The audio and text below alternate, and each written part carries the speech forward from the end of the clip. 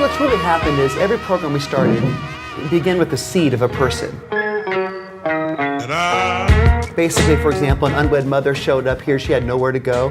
We took her in, and she became the seed of a massive unwed pregnant mother's home. Yeah. The other day, we found an 18-year-old boy on Skid Row. His foster care family dropped him off after they stopped getting funding. Wow. The little boy is over in Skid Row crying, and we brought a food truck down there. We asked him, why you're crying? Yeah. He said, my parents get no more money from me. They dropped me off on the streets of Skid Row.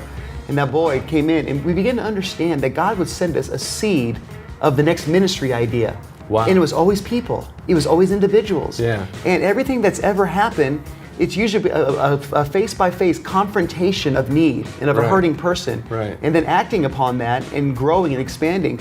So I always tell people that the great visionaries aren't necessarily the people that are the smartest. They just keep their eyes open to the plight of humanity. Sure. And really the next need that comes your way really becomes a call. And that's how everything's happened here, from the human trafficking, when people started bringing girls to us during raids and say the Dream Center will take them in. And we kind of got this reputation of the people of the church that will take anybody in. Yeah. And out of those types of people, we begin to find programs. We took our first homeless family in one day of 8 people.